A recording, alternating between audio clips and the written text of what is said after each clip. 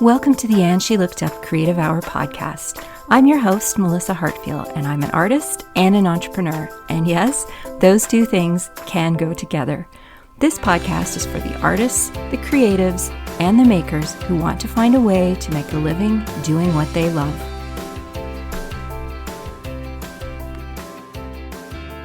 Hello, everyone, and welcome to episode 30 of the And She Looked Up Creative Hour podcast. I'm your host, Melissa Hartfield, and I am joined once again this week by my October co-host, freelance writer and journalist, Gabby Payton. Welcome back to the podcast, Gabby. Thanks for having me back, Melissa. I'm glad I was allowed to come back the second time. It is a pleasure to have you here. So today, Gabby and I are talking about something that I think is, I don't want to say it's uniquely Canadian, but I think it's definitely something that Canadians who own small businesses have to contend with, and that is how to take advantage of and succeed from a smaller urban center. So just to give you guys a little bit of perspective here, so Gabby right now is in St. John's, Newfoundland, which is on the far east coast of Canada. As far as you can go. As far as you can go. And I was doing a little research last night on population numbers. And so St. John's has a population, according to the last census, of about 100,000 people. Would you agree with that? I think. Yes, right? I would. I mean, that's like just St. John's, but I mean, there are kind of adjoining towns, like Mount Pearl, where my husband is from, is basically St. John's, but he would never agree to that statement. So to be clear, because I know this is going to we'll get some feedback about this, the numbers that I'm looking at are within city boundaries. So we're not talking about metro areas, because that does change the landscape a fair amount. Sure.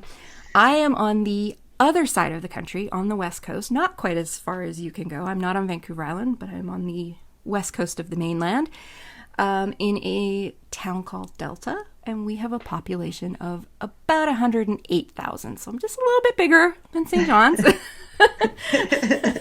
However, I am what would be part of what would be considered a bedroom community or suburb of Vancouver. So it would be unfair for me to imply that I'm in a small town that doesn't have access to a larger urban center on their doorstep. Having said that, Delta does have a very small town community feel to it. We're a very agricultural community, and so while I have the benefits, I do also have that small town feel. So for those of you who've been listening to this podcast for a while, you know that it's told from a Canadian perspective, but I know that there are a lot of people who listen from all over the world. So to give you a little idea of what we're talking about here, Canada is a very big country, geographically speaking. It's the second largest country in the world behind Russia. It's big. There's really no other way to describe it. It's just big. And we have a population of about 37.5 million, which is not big. From a population perspective, we rank 39th in the world. We're behind Poland and ahead of Morocco. So to put that into perspective, our neighbors to the south in the United States are also in a very geographically large country, and they have a population of about 331 million. So nearly 10 times the population that Canada has. Add to that the fact that within Canada, the bulk of our population is in a very centralized area, sort of the Toronto, Montreal, Ottawa triangle, I guess, for lack of a better word. That's where most people in Canada live. Yeah, and actually, in reality, it's the golden horseshoe, I guess they say. Like so I wasn't Toronto. I wasn't sure if, being a West Coaster, I'm not always good at this, but I always just sort of associate the golden horseshoe with sort of like Niagara. Is that wrong? The Hamilton area, Niagara, Yeah. So anyway, that whole sort of southern Ontario, southern Quebec area is very populated, which means that the rest of the country is very empty.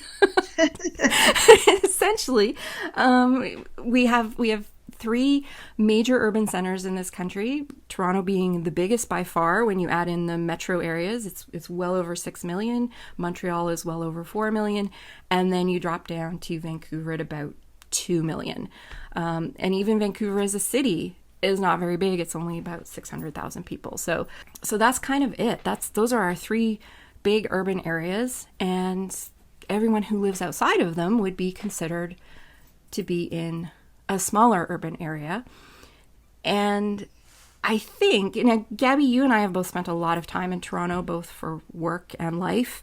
Mm-hmm. And so we've had the benefit of working in both kind of scenarios, like a smaller community and the big urban community of Canada. And I think it would be fair to say that a lot of us who are not in that sort of Metro Toronto area kind of have a tendency to, I don't know if saying it, I don't want to say an inferiority complex, because it's not that. That's not what it is. But there's always sort of this feeling that we are very detached from that part of the country, I think. I think that would be a more fair way to say it. 100%. Yeah. I think in Newfoundland especially, I think we are, we don't even get the Globe and Mail. Oh, really? No. No, they don't distribute the Globe and Mail anymore. So yeah, we are real cut off from Toronto. I think the coastal parts of the country feel that way, whether it's the west side or the east side. But one of the because Canada is so thinly populated, there's a lot of challenges there from a business perspective. I mean, just things like flying around this country is very expensive. Shipping around this country is very expensive. We have a much smaller customer base in this country. We're selling to 37 million as opposed to 331 million people. It becomes a very different marketplace. But the reason we wanted to do this episode today is because over the course of our working lives, we have seen so many people in smaller communities who have had tremendous success and who have really taken advantage of being outside of a big urban center like Toronto. Because I think what happens when you're somewhere like Toronto is, and you mentioned it in the last episode, you very much feel like you're a small fish in a very big pond.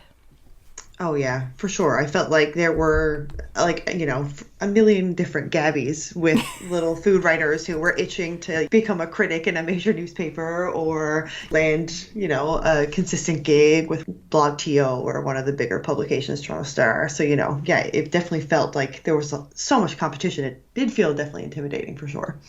Yeah, and even coming from Vancouver, where our business is located, my main business is located, doing business in Vancouver and doing business in Toronto were just two completely different worlds. Just everything about it. It was like Toronto was like 10xing, over Vancouver, and all the head offices are located in Toronto for the most part, for the industry we were in, and like you said, for every spot, thousands of people trying to be noticed, to be that writer that gets chosen, or to be that illustrator or that graphic designer who gets picked, or who gets that senior account position, or whatever the situation may be. And if you're a smaller handmade maker or artisan, it can feel like you're in a big ocean and, you're kind of holding a sign like, here I am. But when you're in a smaller community,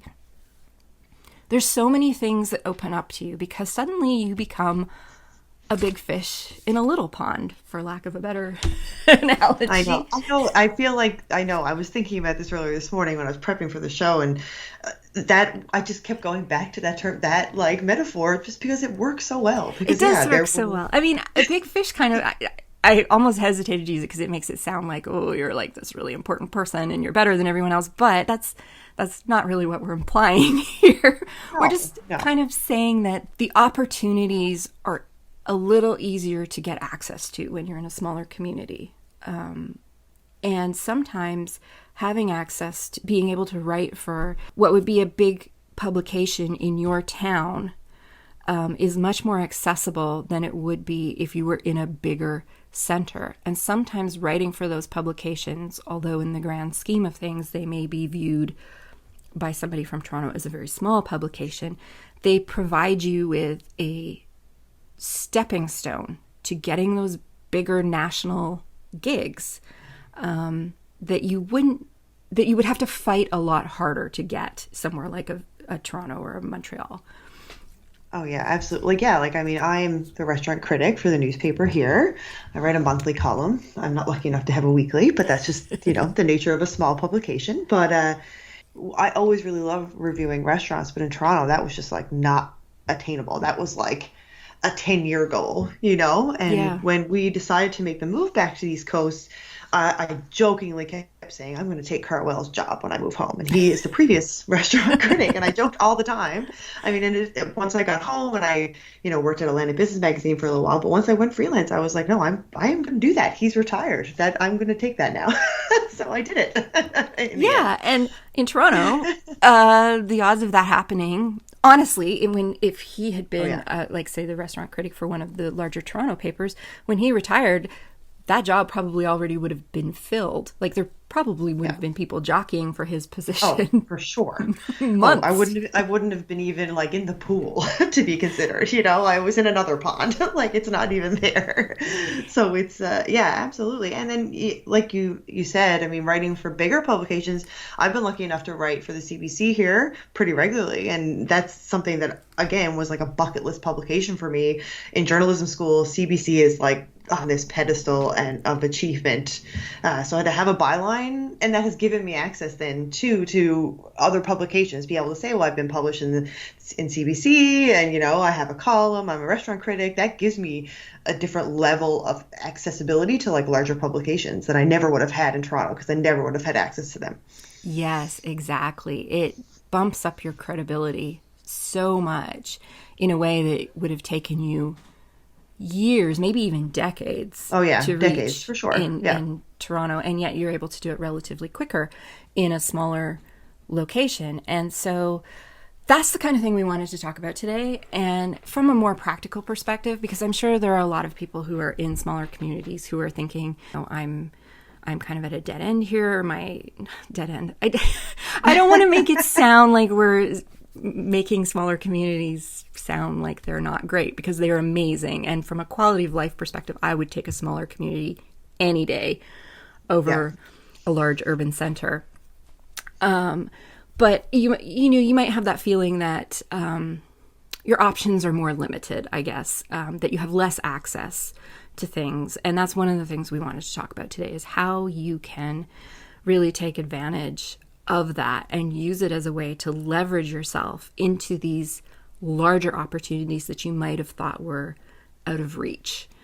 And so, Gabby, you went from the very unique position of leaving St. John's or leaving Newfoundland to go to Toronto for work, because I think you thought, you mentioned last week that it was a better opportunity both for you and for your husband, who had just finished law school. Yep. And to get established. And then you made the decision to come back home. And so when you came back home to St. John's, like, you must have been thinking about this, like, how am I going to get entrenched in the writing community when I go back home? And so what were like some of the things that you were kind of doing, maybe from a prep standpoint or just from a networking standpoint? Like, were you thinking about that kind of stuff? I mean, I think initially I wasn't. Initially, we had just decided that we did want the different quality of life, and that I didn't know necessarily there were like specific opportunities that I wanted to pursue, but I knew that lots of people were writing about the Newfoundland food scene, and I wanted to be home because I really felt like I could write about small business and restaurants and this great culinary scene. So I did really want to come home and do that. That for me was like kind of the big picture, I guess. Once we got home and we, got a place and got settled, I joined a co-working space. So that for me was kind of my networking, because, I mean, the beauty of a small city is that it really, the more people you meet, the more people you're connected to. And it's so easy to get connected to people in a small city. Yes. So, that whole, oh, well, I have a friend who does this, I should introduce you. Or, I ended up doing some this is like, ended up doing some food styling for Todd Perrin at Mallard Cottage. He did a Paderno shoot and he was doing some stuff for them with Paderno and Canadian Tire when Canadian Tire like sneakily purchased Paderno. Did And they? I didn't know they, that. they did. See, nobody knows that. Wow. Okay. That Yeah. So, explains many things that I've seen over the last few years. yeah. So Interesting. Canadian Tire, yeah, purchased Paderno. And then, anyway, so they had different chefs online doing different things. So I did some food styling for him. But because a friend of mine who was living in Toronto working at head office from Newfoundland played softball with a girl who was like doing this shoot. And he's like, oh, I know someone who I went to high school with who lives in Newfoundland and she does food styling. It's like even that, those little like light bulb connections really just being in a co-working space, having those connections like made me get a gig from just like existing and like knowing a guy from high school. So it's like, those kind of things don't necessarily, I mean, they happen everywhere, but I think the beauty of a small city is that it happens way more. Yes, I think you're right. And I think there's always sort of that little small town stereotype of everybody's in everybody's business, like everybody knows everyone and everybody knows what you're doing. And it's really hard to kind of maybe have a private life. But the flip side of that is everybody knows everybody and everybody knows your business. And so when an opportunity comes along and you're the right person for it, there is always somebody there to recommend you because they know what you do. And Exactly. it's so much harder to have that level of connection in a bigger city. And from a Vancouver perspective, we often get kind of tagged as one of the more unfriendly cities in the country because it's a very it's been described as Canada's loneliest city, Oh. and yeah, because people just don't connect in that same way that you would get in a small city. And so it is really hard to kind of meet people without putting a tremendous amount of effort into building a community around yourself. And I think sometimes too, when you're in a really big city like a Toronto or maybe a New York or a London or something like that, there's a little bit of protectionism that goes on. You want to, you don't necessarily want to push people forward for a job because you want that job as well, right? So you're less likely to maybe be as helpful to another person. Yeah. So yeah, Well, that's my groups of, my acquaintances and my network in Toronto was primarily food writers. So obviously, if, they hear something, they're putting themselves forward. They're not necessarily putting you forward for something. Whereas here, when I started working at the co-working space, I sat next to a girl who did beer tours. So we connected right away. And, I did some content for her and, promoted her business because I thought it was really cool. Then I met another woman working for a nonprofit. So we just connected on a different way. She also ran an event business. So we were able to connect in a way and network without being in direct competition with each other for different things. And I think that's something that is interesting in smaller communities is I think that people tend to do multiple things. Like you're not just a food writer in St. John's. No. You are a food stylist. You do other things. And I think that's true of a lot of smaller communities just from an economy standpoint. Like, often maybe you can't earn a full-time living just by writing in a smaller community. So you tend to do other things that are related to that. And I think one of the things, if you live in a small community, that you should look to, that Gabby just hinted at there, is finding ways to collaborate with other people in your community. I think that happens far more in smaller centers than it does in big centers. Just because, you have access, I think you have more access to knowing what people do. That, again, that small town, everyone knows everybody. But here you were in this situation and you met really cool people that you could collaborate with because you weren't in direct competition. And that's something that you can go out and look for in a small town and find and make happen. And I am a big fan of collaboration. I think so many cool things come out of it. So that is something, if you're in a smaller urban center, that you could absolutely look for, is look for those ways that you can connect with other people in your town and form collaborations with. I think another thing that you can do if you're in a smaller center is if you don't see the thing that you're looking for, create the thing that you're looking for. Yes, yes. We like to complain a lot, like, oh, wow, if I lived closer to Vancouver, I would have access to so many more craft markets that I could participate in. Yeah, you could, but you're also in a position where you could start a craft market where you are if there isn't one. And things like that are becoming, there's more and more people in really big urban centers. They are looking for places to go outside of their urban centers to chill out, relax, have a staycation, that kind of thing. And so they're looking for these kind of, what's the word for it? It's not, I don't want to just say it's like culinary tourism because that's just food, but there's like a whole sort of artisanal tourism thing.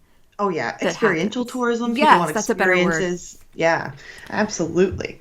So Yeah, they're looking for, when they go out, they're looking for a beer tour, but they're also looking for the cute little markets. They're looking for the cute little galleries. They're looking for all those things, have that kind of feel of like there's a little bit of cachet to somebody who's coming from the city and making this big find in a smaller community. Like, oh, I found this amazing sourdough bread maker at this bakery and I have to bring it back and I have to tell all my friends in Toronto. I post it on my Instagram and see, look what I found. Look at this gem. Exactly. And so if you're not finding what you see where you are, create it and get it out there, because I do think in many cases if you build it, people will come. So that's another thing that you can do if you're in a smaller town. And I think those kinds of things are so much more attainable in small cities because when you make those connections, you're like, do I know, there's a bunch of food trucks. St. John's has kind of had a bit of a food truck explosion in the past couple of years, which is awesome. And, there is also a woman who runs a clothing store inside a food truck, and she created a night market and was able to, through her connections by people she knew, somebody knew somewhere they could all park, and have a night market. Someone knew, so you kind of, and like, let's be real, permitting in smaller cities is definitely more attainable than larger cities. Yes. For that kind of stuff. So just those little extra, steps are just a little bit easier in smaller communities. So you're able to kind of, use those connections to create, whatever you want. Yes. No, you just mentioned a really great point. So 2 years ago, through Food Bloggers of Canada, we decided to do this cross-Canada road trip for a month. And we hosted 10 events in 10 different centers across the country. And in the past, all our events have been held in places like Vancouver, Toronto, Montreal. So the three big urban centers. And we are very used to paying multiple 5 figures for a rental space for a day. Finding a rental space to manage the numbers that we have that's under $5,000 is virtually impossible. And then we started going into these smaller centers across the country, and it would be like $100 for the day. And we did one in a really small town in Ontario, and I think we paid $60 for the town hall, which had a full kitchen in the back and a stage, and we had it for the entire day, including the evening. And so when you're in a smaller location, like things like that, like finding space to host things, whether it's a market, whether it's a long table dinner, or like you said, like a night market that you're hosting out in a parking lot, permitting, totally different. The rental fees, totally different. Totally different. And you actually, hosting events like that in large cities, it's very hard to make a profit. Yes, but when you host them in a smaller location, you can actually make some money and have a lot of fun. And usually what happens in a smaller center is that the community really gets behind what you're doing and they'll come. Whereas in Vancouver has a reputation for this across the country of not RSVPing to anything. So it's always very nerve-wracking to host an event in Vancouver because people say they're interested, but you never know until the day how many people are actually going to show up and buy a ticket. Whereas Toronto is the exact opposite. People tend to plan weeks in advance to attend something. That's an interesting quirk of the country, is that audiences are different all across the country. But when you're in a small town, people quite often they're looking for interesting things to do in their spare time, because maybe they don't have access to the same types of entertainment that you would get in a big city. you know? Oh So yeah, absolutely. yeah, so, I photographed a series of pop-up dinners. These two great women, Stacey and Allie, did a Well and Good dinners, and they did one kind of every season in which showcased Newfoundland, seasonal produce. And they were able to hook themselves up with like the best. They had one at Mallard Cottage on like an off night, maybe a Monday or Tuesday when they weren't. So they basically had the full run of Mallard Cottage to host one. They did one inside a greenhouse earlier the fall. Like they are just those opportunities. They were the most beautiful candlelit long table dinners that I've ever experienced. And I've been to like a boatload of media events in Toronto, and those ones to me were the most intimate and magical for sure. yes, and I feel exactly the same way. Some of the most special events we have done over the course of the years have been the ones that have been in these smaller locations that, quite frankly, we probably couldn't have done to the same standard in a larger city because it just would have been cost prohibitive. Yeah.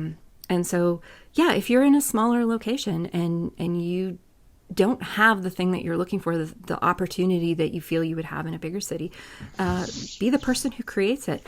One of the benefits of being the person who creates, who is the founder of an event or a series of events or a market or something like that, is it's so much easier to grow your network when you're the person who is in charge.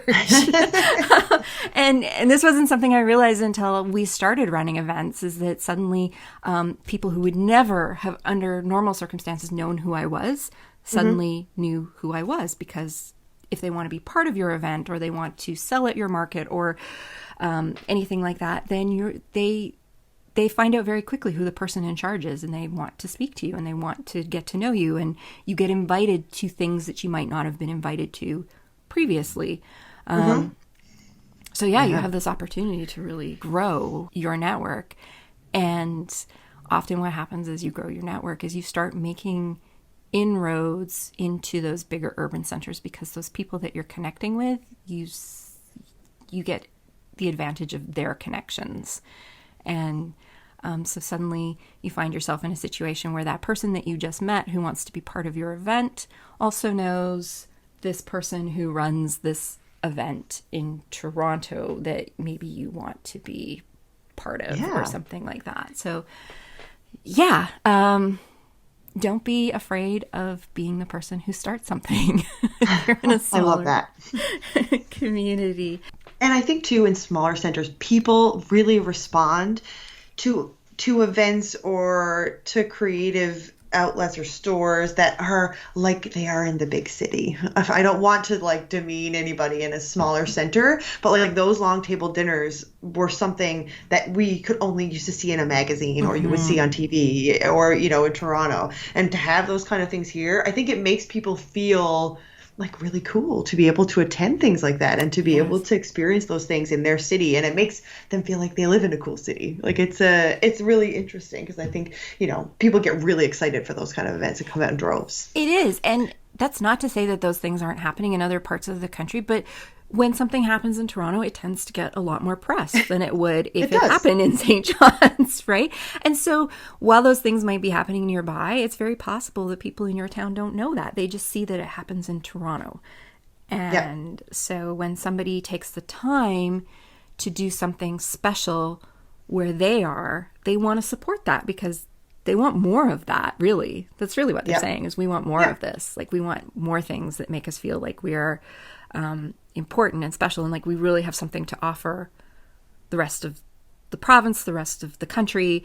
And this has been something that I've noticed so much over the last few years within FBC, is seeing more and more of these smaller locations sending us press releases about things that they're doing, and really promoting them as like a destination type event. That's awesome. So we're seeing things like Tofino has their Feast food festival every year, which has now become internationally renowned. And so for those of you who don't know where Tofino is, it's a tiny little town on the far west coast of Vancouver Island. It is as far west as you can get in this country. And it is a surf capital of Canada. And it has a incredible restaurant scene that you would not expect to find in this little town. And they have really jumped on board with it. And now Tofino, which used to just be a summertime destination, usually for people from BC, Yep. Yeah. has now become a destination year round. They have really capitalized on the storm watching season, which is the winter, what we call winter on the West Coast. And people now flock there all year round. It's really remarkable to see how they were able to really transform this very small, tiny sort of hamlet, really, that is not easy to get to. And now it's become a year-round destination internationally. So those are the kinds of things that can happen when somebody in a small town or a group of people in a small town has a little bit of vision about where they could take things. Well, I mean, yeah, look at Devour Food Film Fest. I mean, that has grown significantly. I remember the first year I went, oh my God, what year was it? I think 2012 or 2013. I went and did a couple of their workshops. And like, since then, I mean, Anthony Bourdain, Jacques Pepin, like they have had some huge names, you know, coming to attend. And, you know, Wolfville's an hour or more, like, you know, away from Halifax. And like, it would have been a completely different festival had they had it in Halifax. It would have had a completely different vibe. And it would have been even different again if they had had that in Toronto. Oh, yeah. Yeah. 100%. So, but it's an amazing festival. And Leah Rinaldo, who is the one of the founders of the festival. Yeah. I think it started around 2013. I think it was the same year that we did, because our event always overlapped with Devour, and so we would get invited every year. We couldn't go. And then this year we don't have an event and they're doing theirs virtually. So Virtually. Yeah.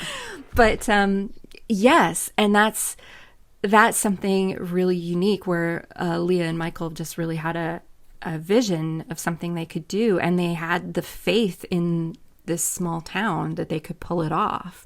And the town, I think, has really gotten behind it. And what is so cool about it is that the main festival is still a huge draw. Like, it just grows every year. But now she does mini Devour festivals that she takes all over North America to these smaller locations where people couldn't necessarily get to Wolfville in November or October. And she takes it to them, and she does these smaller ones. And so she's taken something that started in this little small community, and she has not only grown it to something of international stature, but she has been able to take it on the road and bring Wolfville to the rest of North America. And that's really cool. And odds are good that if that had been a Toronto Film Festival, it would have a very different vibe, and it would have been more along the lines of like a TIFF or a Toronto Film Festival, where you come to us. We're not going to take it to you necessarily. So, and I think Tourism Nova Scotia probably just loves what they've done. I think they've really changed tourism in that province. Especially considering it's in, you know, the end of, like, it's in the fall. I mean, extending the tourism season on the East Coast, it is like, you know, you get like the May 24th weekend, Victoria Day weekend to Labor Day. That is pretty much when you get the majority of tourism. So there has been a lot of development towards expanding that tourism season, like really, really amping and trying to get to Thanksgiving at least, so that you are expanding that. Because I mean, and look at the Seafood Festival in Prince Edward Island. They have expanded dramatically. They're like a full month now. I mean, it's huge. And, you know, and Devour also extends. You're bringing people in and showing them how gorgeous Nova Scotia is in the fall. First of all, it's beautiful. The Annapolis Valley and Wolfville is like unreal. It's spectacular. That time of year. So, you know, expanding those really, you know, people can really latch onto that too, because I do think that it's something that people are intrigued by. Like, I think fall travel is something that's really underrated, and I think it could change. Absolutely. I mean, I know, I understand, you know, if you have children and, you know, fall is they're back to school, but there is a huge group of people out there who don't. I mean, there are more single-person households in Canada than any other kind of household. That's something to think about if you own a small business. That means there's an awful lot of people out there who don't have kids or who don't live with their kids.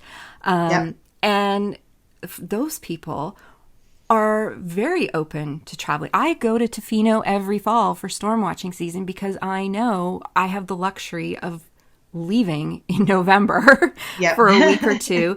And Yep. it's also, because I'm self-employed, I am able to work while I'm there if I need to. Like, that's always an Yep. opportunity. But fall travel is fantastic because it's cheaper. Yep. That's a Less big, crowds. it's less crowded, and very often, like you said, you still see incredibly beautiful landscape in fall. Oh Fall is yeah. my favorite season, so I love it. There are risks. You could have a blizzard in November Yeah. in in Newfoundland. In Newfoundland, that's entirely Yep. possible. Definitely possible. But for the most part, it's there's opportunities there to do things, and that is something that you can consider for your community. I think another thing to think about is that there are a lot of people who search out unique experiences, and they don't necessarily care where they are. They're just looking for something really interesting to do that's outside the norm. I think we've kind of got a little bit of this Instagram culture where, Yeah, I was just gonna say that. Yeah. yeah, people But I mean, want, it would be stupid to not play into it. I mean, yeah, like you want stuff that looks beautiful. I mean, we're in Gross Mourne in July, and there are dozens and dozens and dozens of accommodations because people flock there. It's a major tourist destination for hiking and ecotourism. But we stayed in these beautiful, newly renovated little cottages because I'd seen them on Instagram and they looked beautiful, and I wanted to stay in one. Like, they totally sold me. Their Instagram account got me. yes. I'm sure there are other ones that are equally as lovely and comfortable, but that one, that's how it got me. Like, I saw it on Instagram. That's where I wanted to go. One of our past guest hosts, Heather Travis, she just finished a mural for the June Motel, which is opening at Sauble Beach, which is in cottage, Ontario cottage country. And so the June Motel has another motel, and I can't remember the location of it. It's in Ontario, but essentially It's in Prince Edward County. Prince Edward County, yes. So essentially what they've done is they have taken these sort of older motel properties and they have renovated them and given them this really cool retro They are vibe. so cool. Like, They it are just makes so you cool. feel like you're in California in the 60s or the 50s, right?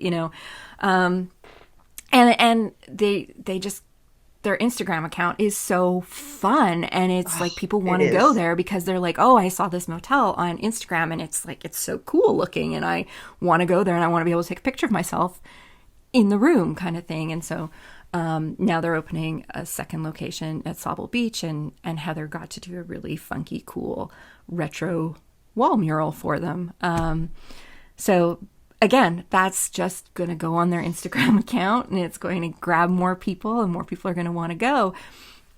And I think that's a really interesting way to go about it. This was one of the things we noticed as we were driving through Ontario on our cross-Canada trip, is how many abandoned motels there were.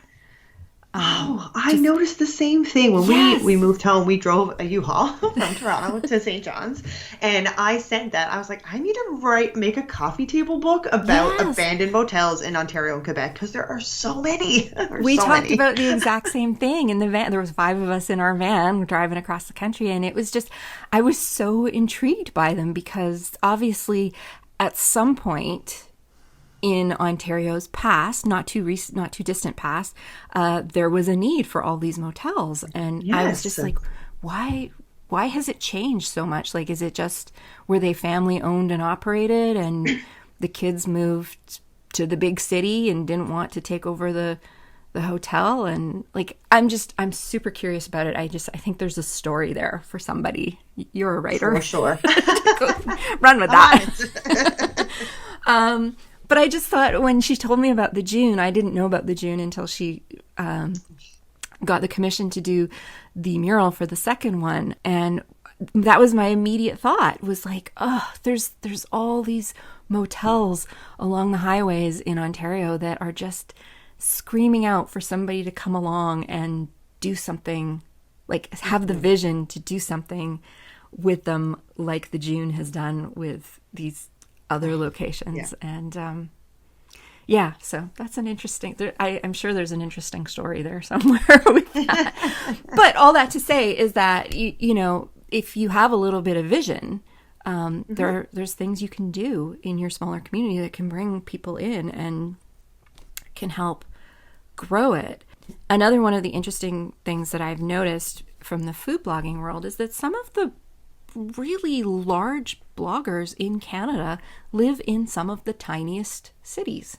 They do. And I think that the internet has played a huge role in what we can do within these smaller centers now. We just mentioned Instagram being like this beacon.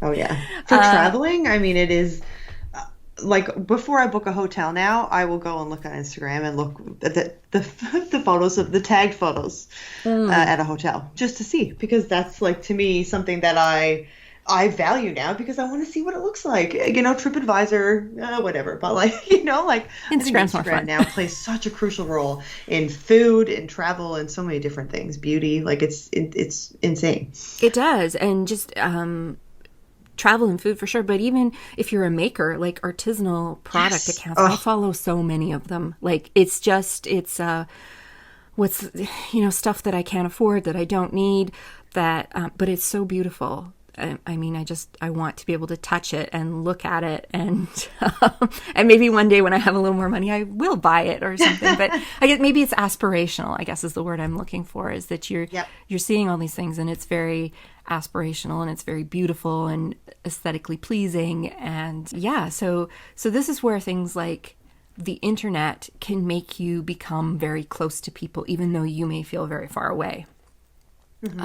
So through like your social media accounts, there's so many quirky little businesses out there that are located in smaller locations who have been able to become nationally known because of things like Instagram or the internet. They're able to sell their products across the country because of the internet.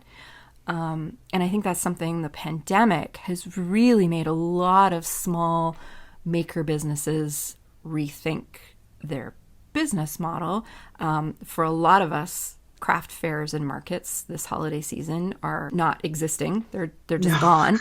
Or if they are existing, they're in a very different format, or they've moved online. And so I think a lot of artisans who maybe have always survived off of being able to do in-person sales are now realizing, like, I need to have a shop online. And I think the ones that have embraced that are also starting to realize, like, wow, I can actually get my products to people from one end of the country to the other. And that's really cool. So, you know, if you are in a smaller center, like, take advantage of that bigger world that's out there that's looking for you. Because frankly, people are looking for things that are different and unique and beautiful. Oh, and Instagram will help you. Like, I remember I followed something last week. I think it was, she makes these beautiful glass window hangings in New Brunswick. I can't remember the name of it now, but like I followed her because I loved her beautiful things. And I, was like, I want to know about her. So I followed her. And then like 10 more makers from New Brunswick like popped up. Yes. So like, so then I was like, macrame and painters and ceramicists and like all these people were coming at me. So, I mean, I think it kind of like the algorithm, while Instagram, we always lament about its algorithm. I think for those types of things, it actually makes you, it's easier to get seen, especially in a smaller community. If you're like the only, hashtag ceramicist in Moncton or in Miramichi, then like, you will be found. So yeah, exactly. If you're in Toronto and you like a Toronto macrame maker, and you might get 20 other Toronto macrame makers that pop up, right? You're going to be that small fish in a very big pond. But somebody who's planning their vacation and wants to go to northern BC and is looking at little towns like Smithers and Terrace, and they're looking on Instagram to see what's there, they're gonna come hit you up. They're going to come check out your studio or your gallery. And that's another thing that you can do, is to offer an open house where you make what you make. right? And you can even take it a step further and create artist walk or something where Oh you team yeah. up with other artisans and makers in your community, and you create like a little map for some like a for a tourism, like a self-guided walking tour of local artisan studios. Yes, absolutely. Yeah, I mean, there's a great spot on like kind of the central Newfoundland, but northern coast of Newfoundland, Norton's Cove Studios, and they have a cafe. So they have all kinds of different local makers. They also paint out of their artists. They have a cafe and they sell local artisans. So it's just like, and their Instagram is great. They show great food all the time. They're great views from their cafe and all the cool products. So I like it's on my list of places to go when I go back to central Newfoundland because I found them on Instagram. Exactly. And that was going to be my next point, is that when people see that, suddenly you make your town a destination. They may never have thought of going to Smithers, BC, but suddenly they've discovered this really cool glass blower in Smithers, Yes. and that led them to find some other artisans in Smithers, and they're like, huh, you know what? Maybe next summer we should take a tour of northern BC and go check some of these places out, because now there's a reason to go there, right? Other than Exactly. like, they may not, there's lots of reasons to go to northern BC.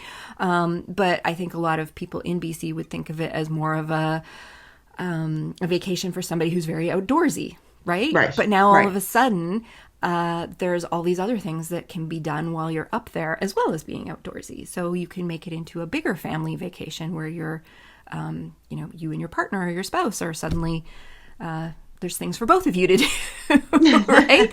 Yeah. And then if you can find great places to eat, suddenly you can plan yourself a little vacation. And so if you're somebody in one of those small towns, having that vision and being able to think of ways that you can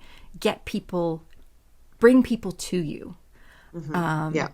There's a great little, I didn't know these people existed. It was actually Lisa, our original co-host, who told me about them. There's these two women in the Fraser Valley who run like a floral business out of their property, and they do the most beautiful work, and it's all a little studio on the property, and they put the bouquets out on like a series of shelves at the end of the very long driveway onto their property, because they're kind of it's a very rural area, and people stop by first thing in the morning to grab their fresh bouquets. Oh, I love that. And it's just, they're a destination. No, most people are not going to drive all the way out to the Fraser Valley from, say, Vancouver to get something without a very good reason. But these bouquets are beautiful, and people make the trip. So Wow.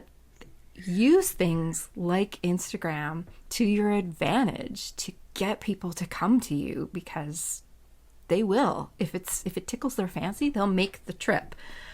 So I think that's really important, is to take advantage of what the internet can do for you. And even just having a website.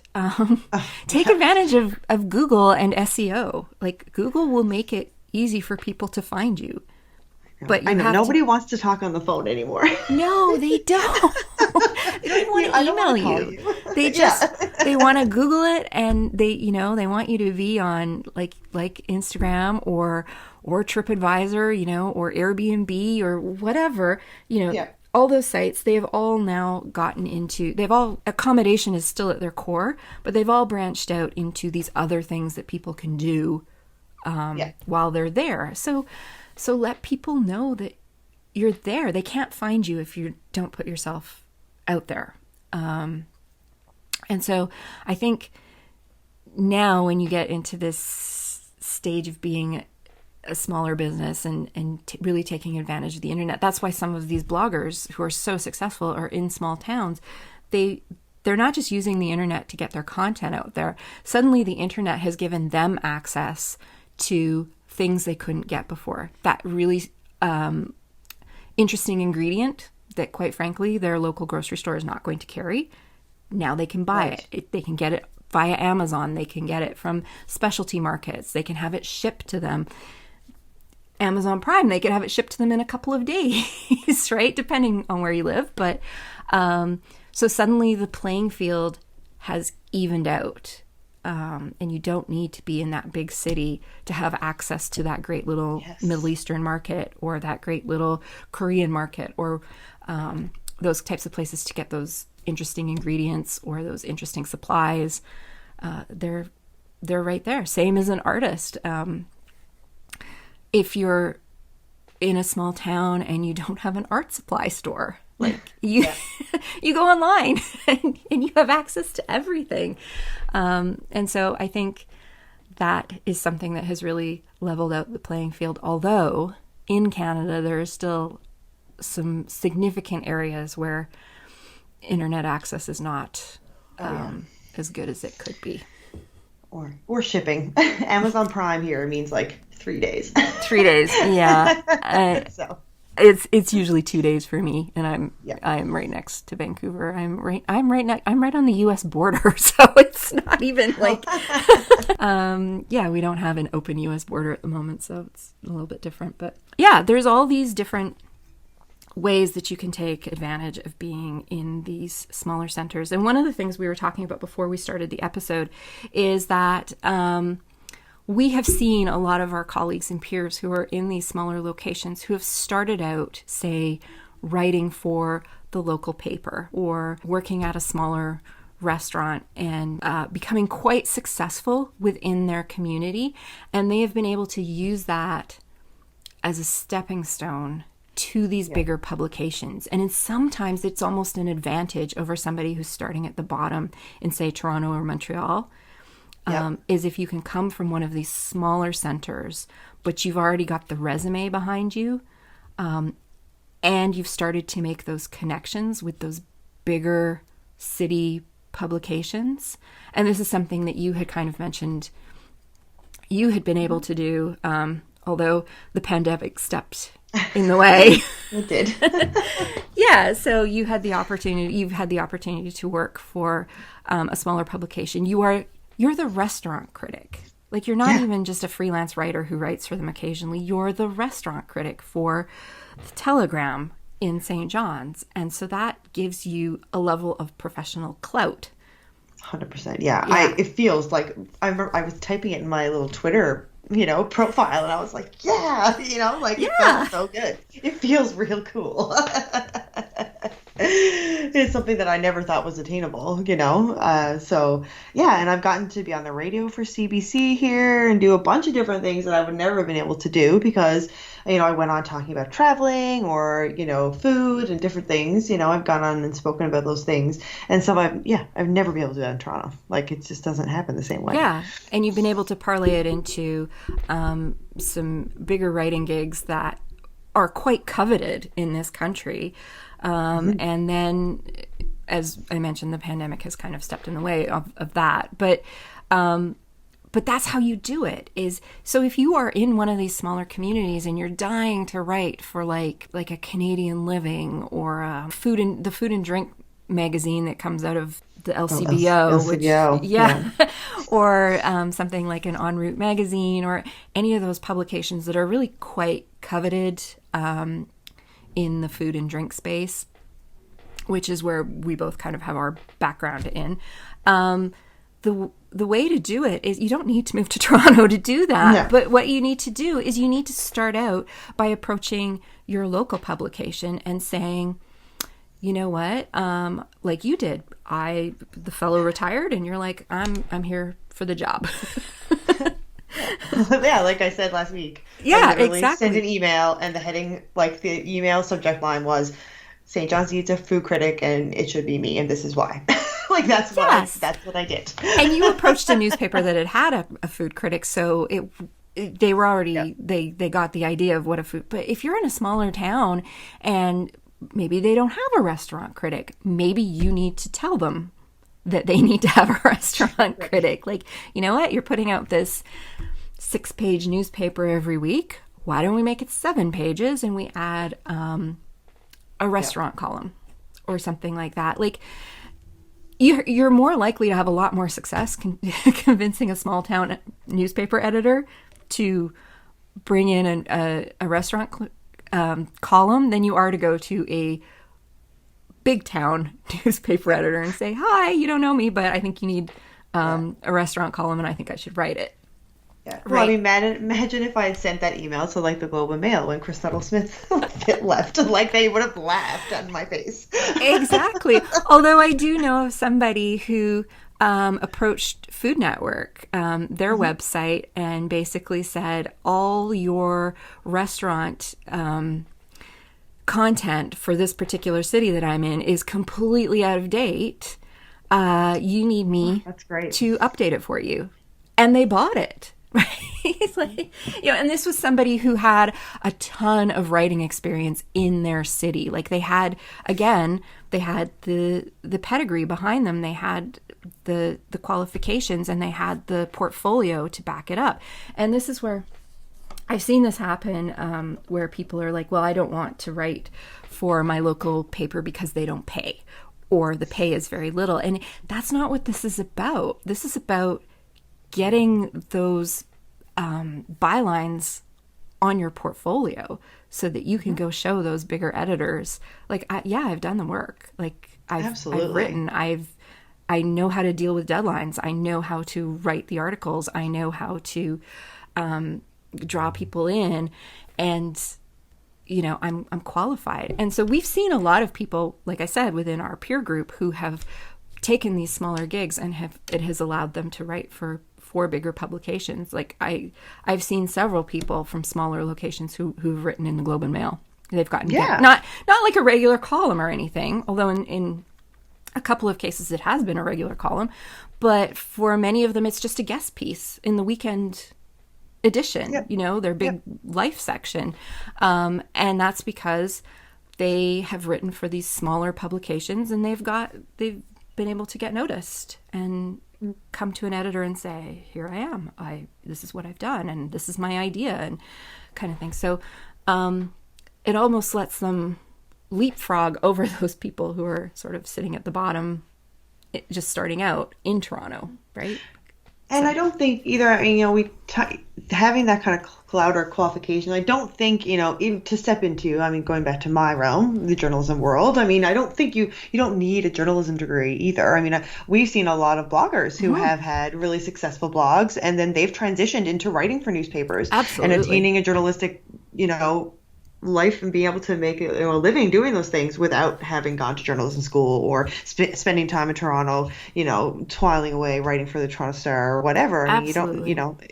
you're able to transition, and there's so many ways you can transition into those things. Yes, I no longer have my weekend subscription to the Globe and Mail. But when Oh, I did, I only got the Saturday edition. When I did, it was almost guaranteed that every weekend I would open the life section, their big arts life section. It was almost guaranteed yeah, that somebody I knew from the blogging world would have an article in there. yeah. Mm, And that's amazing. Now they have the Globe and Mail on their byline, and that opens it's a lot of huge. doors. It's huge. Yeah, It does, and not just it's in the on my writing list. world. It opens doors to you from the ability to get a book deal. It opens doors to get interviews, both on radio and television. Like it opens so many doors for you to have those bigger bylines. But a lot of people started out doing things much smaller, and blogging is a great way to get noticed from a small town. You remove the small town Yeah. thing from who you are. Now you're just that person with a really cool website that could be anywhere in the world. So harness the power of the internet. Absolutely. I remember when I started my blog, The Food Girl in Town, people asked me, like, oh, why don't you have Halifax in the name? And I said, because I wanted to be the food girl in any town. I wanted, A, to be able to move, or B, just it made it to me more accessible when I was writing about recipes or writing about craft dinner or whatever I was writing about. It didn't kind of submit me in a physical location. It made it way more accessible to people. So that for me, like, yeah, and then I have readers all over the world. So, that definitely, it's so easy to do that now if you have a blog. Yes, and the flip side of that is also true. You can niche right down into Yes. your small location or smaller location, and it can really make you the authority in that town. So I've seen this, and I've thought about this many times, because there really isn't like a website or a blog on things to do in Delta. Right. And I've Okay. often thought, like, we're not a big town. Like I said, we're about 108,000 people, but we are in a big area, like a big metro area. So people will come from Vancouver and Burnaby and Richmond and, Surrey and the surrounding communities, right? And there's nothing that tells you like things you can go do, places you can go eat. And this is how I found, there's a fellow, he's a very well-known blogger in BC, Sherman's Food Adventures. Yep. Yeah. And the reason I found him is because he was the only blogger in BC who reviewed restaurants in Delta. And when I finally met him in person, I knew who he was right away. And he said something like, "Oh, I'm surprised you know who I am." And I said, "Of course I know who you are. I live in Delta. You're the only person who writes about where to eat here." And I'm like, "Why? Like, why do you write about it?" And he's like, "Well, I'm a teacher in Delta. And I'm always looking for somewhere to go for lunch." And I was like, light bulb, right? So he didn't live here. I'm not 100% sure where he lives. I don't think he lives right in Vancouver, but it was like and this is how he had kind of built his entire site, was reviewing all these restaurants in smaller locations or like not in Vancouver. And even on Food Bloggers of Canada, our most popular posts on our site, and they have been for years, are the ones like where to eat in Cape Breton, where to eat in Jasper, where to eat in Saskatoon, where to eat in Tofino. Like, nobody cares about where to eat in Toronto. There's loads of content on the internet telling you where to eat in Toronto. It's saturated, but nobody's talking about where to eat in these smaller cities. And so you can really make a little name for yourself, and not just in the food realm. Like, pick something in your small community and write about it. I guarantee you there's people looking for it. So there's lots of ways that you can really take advantage of being in these smaller locations. And instead of kind of feeling sad that maybe you don't have access to the things that people in a larger location have access to, think of all the things that you can do that they can't do and take advantage of those. I think that's really something that a lot of people overlook. Always look for the glass half full. Yes. But, you look at somebody like Gabby, who has had a great amount of success in what many people would consider one of the smaller cities in Canada. Yes. And she's not the only one by a long shot who's having a lot of success. And then you can also relish the fact that you're in a space that has a nice balance of life and work, which maybe you wouldn't have in a bigger location. So, I think that's about it I think we've covered what we wanted to talk about today. So we're going to be talking about pitching next week, but we're going to be talking about it, as I mentioned before, we've done an episode on pitching, but this episode is really going to be geared more towards pitching yourself as a writer. Like we talked about pitching in a general sense in previous episodes. This one is going to be far more about pitching yourself as a writer, which is something that Gabby has a great deal of experience doing, and she's had some success with it. But I think, like most of us who have had to pitch, you've also probably heard some no's in your time. So we're going to be talking a little bit about how to successfully pitch, but we're also going to talk a little bit about how to handle the rejections, because they happen.